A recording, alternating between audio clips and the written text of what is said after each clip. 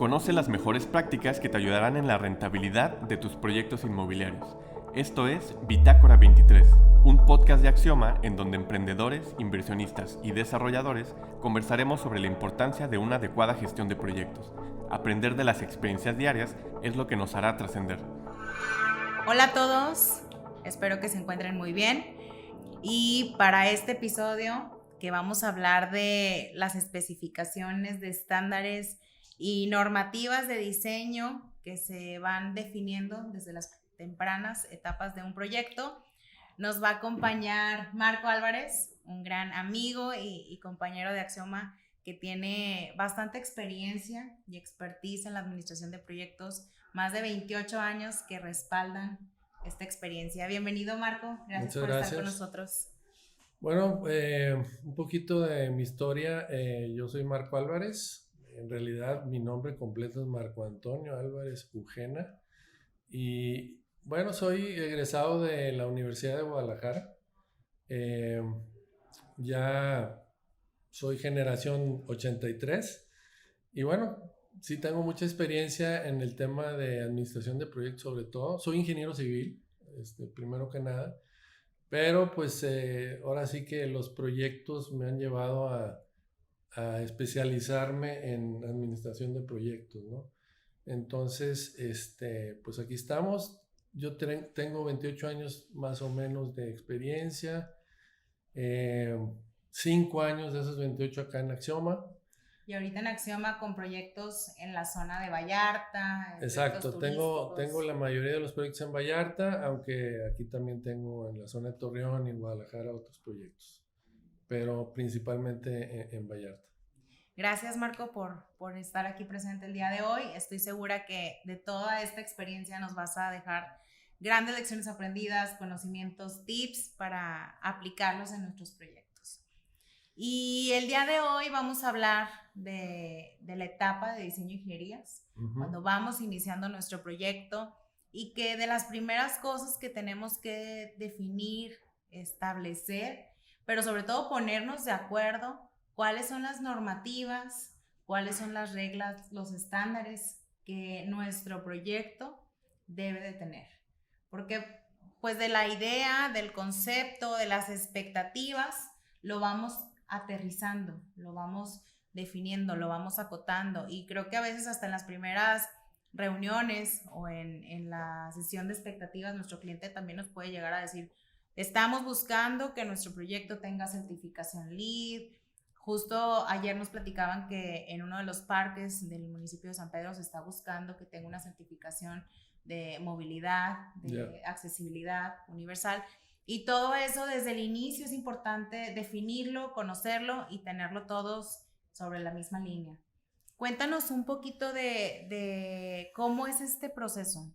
Sí, tenemos clientes que han desarrollado muchos proyectos, ¿no? Y que definitivamente ya cuentan con sus especificaciones, sus normas, sus estándares de calidad. Un ejemplo es, por ejemplo, HV, que es una empresa americana que vino desde el 95 a establecerse acá a Monterrey, y ellos tenían perfectamente definidos todos sus estándares y todas sus especificaciones, ¿no? Del otro modo, hay proyectos o desarrolladoras que no tienen realmente desarrollado un esquema de diseño, de especificaciones, y se busca precisamente definir desde estas etapas tempranas pues esos estándares y esas normas. Entonces, si podemos, digamos, separar en dos partes, digamos, la elaboración de estos estándares y normas de calidad y estándares de calidad, será que los proyectos que ya tienen esas especificaciones, lo que tenemos que hacer como gerencia de proyectos es revisarlos y actualizarlos en un momento dado. Y cuando no se cuenta con esa información, lo que debemos hacer es elaborarlos, ¿no? Y para elaborarlos hay algunas herramientas importantes que vamos a desarrollar y que nos van a permitir definir perfectamente el alcance, en este caso de diseño. Ok, muy bien. Creo que ya existen muchas bases, existen algunas normativas, existen certificaciones. ¿Con cuáles te ha tocado trabajar a ti? Pues básicamente, las más comunes, digamos, estamos hablando del ACI para estructuras de concreto, estamos hablando también el ASCI, que es para estructuras metálicas. En el proyecto de Vallarta, uno de los proyectos de Vallarta, actualmente están en el proceso de también certificar el proyecto en LEED. Sí, es correcto. Y bueno, en este caso, en el proyecto de Vallarta, pues ya llevamos ahí de la mano trabajando con estándares de LEED y estamos ya por cumplir prácticamente pues el 95% de los requerimientos en LEED. Y de estas certificaciones también existen categorías, o sea, ¿hasta qué grado podemos llegar plata o bronce? Es correcto. Hay proyectos que pretenden llegar hasta pues un nivel oro y bueno, pues son proyectos que sí son muy demandantes porque, entre otras cosas, por darte un ejemplo, para poder certificar la carpintería de un proyecto, pues debemos de identificar desde dónde viene esa madera para poderla autorizar y poder ganar puntos en LEED en ese sentido, ¿no? Sí, porque desde definir la certificación y lo que involucra esta certificación, tenemos que, no nada más es el diseño, los planos, como dices tú, hay que ver los abastecimientos, los materiales, desde dónde vienen, cuándo tienen que llegar. En la obra también tienen que verse desde la limpieza, la logística, todo eso forma parte de la evaluación. Y también este tipo de proyectos se tiene que medir diferente al resto, porque todas estas particularidades también tienen una diferencia en costo. O sea, no puedes decir que un proyecto con certificación LEED puede costarte lo mismo que uno que no lo tiene. ¿Por qué? Porque los materiales, las trayectorias, instalaciones, la logística y la preparación, e incluso hasta los accesorios o mobiliario, tiene que tener otras especificaciones. Definitivamente. Y está comprobado que sí, efectivamente hay digamos, un costo diferenciado, un mayor costo, pero al final del camino te va a redundar en beneficios. Entonces, si bien quizá la inversión inicial es mayor, entre un 8 y 10% mayor, al final de cuentas se recupera ese dinero. Y hay que dejarlo en la declaración de alcance, hay que dejarlo documentado en los abastecimientos, sí, en los contratos. También los contratos deben de tener sus cláusulas, incluso de cuando se implementa Lean Construction. Sí, también debe de venir parte del contrato, pues tiene que decir a qué te comprometes como proveedor, porque se tienen que hacer procesos diferentes para cumplir con estas certificaciones. Correcto. Al inicio de la plática hablábamos de clientes que tenían las especificaciones bien claras y otros que no. Hay una herramienta que se llama Checklist de Diseño que nos va a ayudar a identificar todos esos parámetros y normas de diseño. Básicamente se dividen en 4 o 5 grandes rubros, ¿no? La descripción del proyecto en sí, que es, bueno, pues metros cuadrados de construcción, vendible, superficie, etcétera, etcétera. Después viene un tema de normatividad, que es algo muy importante. La normatividad es cómo vamos a construir según pues las normas del municipio, y dentro de esas, digamos, encontramos unas básicamente importantísimas para el diseño, que es el CAS, el CUS y el COS. ¿De acuerdo?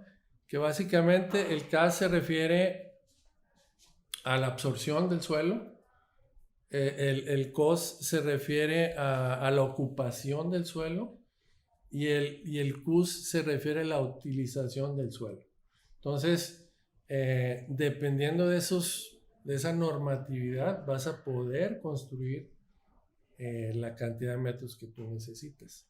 Obviamente todo esto va de la mano con el modelo financiero y bueno, las características propias de los proyectos, ¿no?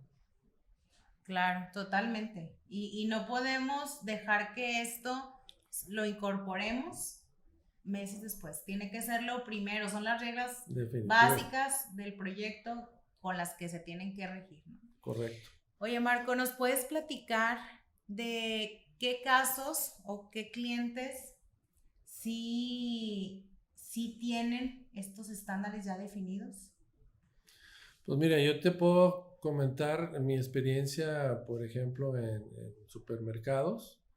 Precisamente tenían todos los estándares ya pues muy bien definidos. Si bien eran estándares que venían del extranjero, se tuvieron que tropicalizar y finalmente pues fue bastante sencillo hacerlo, ¿no? Algo muy curioso que nos pasó en aquel entonces fue que el proyecto en sí venía en sistema inglés. O sea, las medidas venían en pulgadas, en pies, etc. Y hubo que tropicalizarlo a sistema métrico decimal. Eso fue una situación atípica que, si bien sí nos retrasó en algún momento, fue un aprendizaje muy, muy bueno, ¿no? Tuvimos que encontrar empresas de arquitectura que ya habían trabajado con estándares americanos para poder traducir todos los planos de sistema métrico a sistema inglés. Y eso, si bien sí nos llevó algo de tiempo, fue muy enriquecedor. Y otra cosa que parece que no, pero sí sucede, cuando esa empresa viene a México, se les olvidó algo muy importante: identificar las costumbres que tiene o sea, el mexicano en sí, ¿no? Y por ejemplo, el edificio, precisamente el de Gómez Morín, que fue el primer supermercado, pues tenía varias zonas muy padres, pero no tenía, por ejemplo, tortillería. Claro. No tenía pollos, ¿no? Y eso hizo que el proyecto se retrasara varios meses, hasta que realmente comercialmente se identificaron esas áreas de oportunidad, que viene otra vez a colación con ese checklist de calidad del que estábamos hablando y que debemos identificar desde el inicio y que no se tenía al 100%. Entonces, fue un gran aprendizaje y al final de cuentas fue un éxito, ¿no? Comercial.